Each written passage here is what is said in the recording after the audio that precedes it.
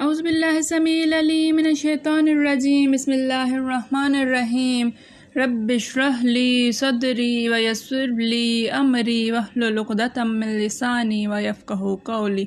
رب یسر ولا تعسر وتمم بالخیر وبک نستعین رب زدنی علما۔ السلام علیکم ورحمۃ اللہ وبرکاتہ۔ الحمدللہ ہم سورہ بقرہ کا ترجمہ و تفسیر کر رہے ہیں۔ 229 آیات کا ترجمہ و تفسیر الحمدللہ ہم کر چکے ہیں۔ آج کا سبق آیت نمبر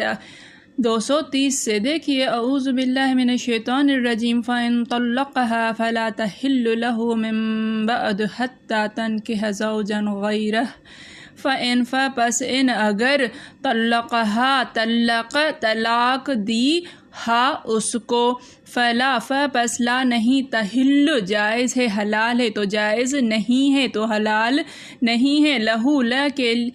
کے لیے ہو اس کے لیے من سے بعد اس کے بعد حتیٰ یہاں تک کہ تن کی ہے وہ نکاح کر لے زوجن خاوند غیر سوائے علاوہ ہو اس کے علاوہ فإن پس ان اگر طلاق دے ہا اس کو فلا جناح پس لا نہیں گناہ تو گناہ نہیں ہے علیہما علی پر ہما ان دونوں پر ان یتراجعا ان کے اگر یتراجعا مراجعت کریں رجوع کر لیں ان اگر ظنا وہ دونوں خیال کریں گمان کر لیں ان یقیما ان کے یقیما وہ دونوں قائم رکھ سکیں گے حدود اللہ کی حدوں کو وتلک حدود اللہ اور تلک یہ حدود اللہ کی حد کے حدود ہیں اللہ کی حدیں ہیں یبین وہ واضح کرتا ہے وہ انہیں واضح کرتا ہے لقوم یعقلون کے لیے قوم یعلمون یا علم والے جاننے والے وہ جاننے والوں کے لیے واضح کرتا ہے انہیں فإن طلقها فلا تحل له من بعد حتیٰ تنکح زوجا غیرہ پس اگر طلاق دے دی اس کو فلا تحل له تو اس کو جائز نہیں یعنی اس مرد کے لیے اب جائز نہیں ہے من بعد اس کے بعد اس طلاق کے بعد حتیٰ تنکح زوجا غیرہ یہاں تک کہ تنکح وہ نکاح کر لے یعنی وہ عورت نکاح کر لے زوجا غیرہ دوسرا شوہر اس شوہر کے علاوہ فإن طلقها پس اگر اس نے بھی اس کو طلاق دے دی فلا جناح علیہما ان یتراجعا تو اب ان دونوں پر گناہ نہیں ہے کہ یہ دونوں رجوع کر لیں ان ظنا ان یقیما اگر وہ گمان کرتے ہیں وہ خیال کرتے ہیں کہ اللہ کے حدود کو قائم کر سکیں گے ان یقیما حدود اللہ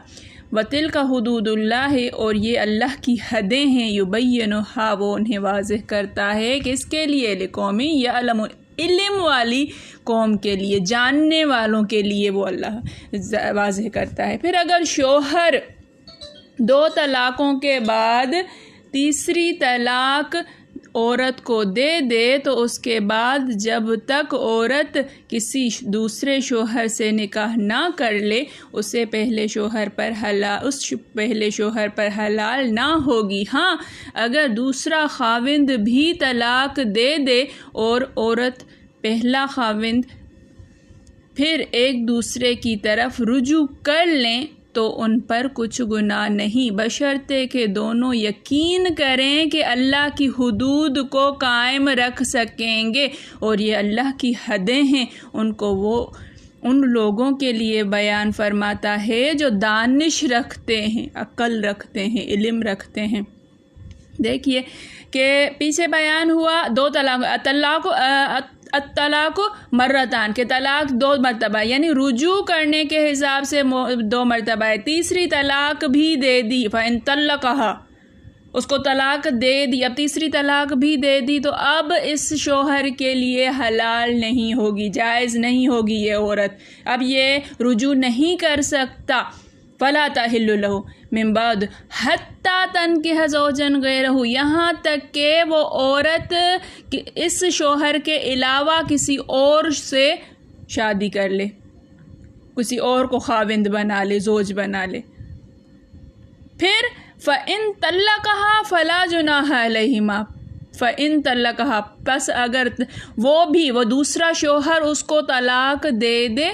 اب فلا جناح علیہما یتراجع، تو اب ان دونوں پر گناہ نہیں ہے کہ رجوع کر لیں، یہ مرد و عورت جو جس سے پہلے والا شوہر اور یہ خاتون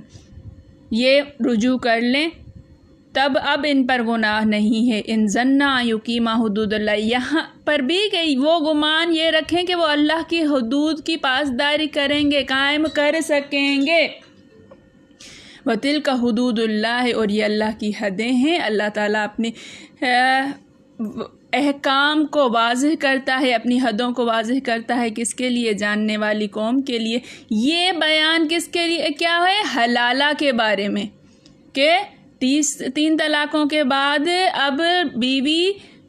پہلے شوہر کے لیے حلال نہیں ہو سکتی ہے جب تک کہ وہ دوسرا نکاح کرے، اور وہ دوسرے نکاح کے بعد اس کے بندے کے ساتھ رہے گی، واسطہ قائم کرے گی۔ اس کے بعد وہ اگر طلاق دیتا ہے یا مر جاتا ہے تو پہلے شوہر کے لیے یہ عورت حلال ہو جائے گی۔ دیکھیے کہ جب کوئی شخص اپنی بیوی کو 2 طلاقیں دے چکنے کے بعد تیسری بھی دے دے تو وہ اس پر حرام ہو جائے گی، یہاں تک کہ دوسرے سے باقاعدہ نکاح ہو، ہم بستری ہو، پھر وہ مر جائے یا طلاق دے دے۔ بس اگر نکاح کے مثلاً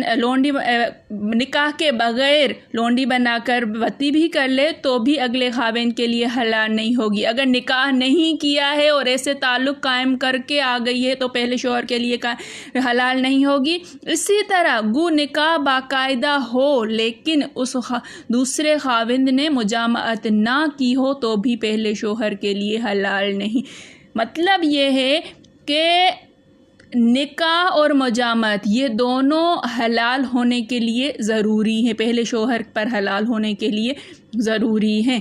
ایک حدیث میں ہے کہ نبی کریم صلی اللہ علیہ وسلم سے سوال کیا گیا کہ ایک شخص ایک عورت سے نکاح کرتا ہے اور دخول سے پہلے ہی طلاق دے دیتا ہے، وہ دوسرا نکاح کرتی ہے، وہ بھی دخول سے پہلے ہی طلاق دے دیتا ہے، تو کیا اگلے خاوند کو اب اس سے نکاح کرنا حلال ہے؟ آپ نے فرمایا نہیں، جب تک کہ یہ اس سے اور وہ اس سے لطف اندوز نہ ہو لیں، کہ نکاح کے بعد تعلق قائم کرنا بھی ضروری ہے، اس کے بعد وہ طلاق دے یا مر جائے تو پھر یہ پہلے شوہر کے لیے جائز ہو جائے۔ ایک روایت یہ بھی ہے کہ عورت رخصت ہو کر جاتی ہے، ایک مکان میں میاں بیوی جاتے ہیں، پھر پردہ ڈال دیا جاتا ہے لیکن آپس میں صحبت نہیں ہوتی، جب بھی یہی حکم ہے کہ کیا کہتے ہیں کہ خلوت جو ہے وہ تو ظاہر ہو گئی، وہ تو اس کا حکم تو لگ جائے گا، لیکن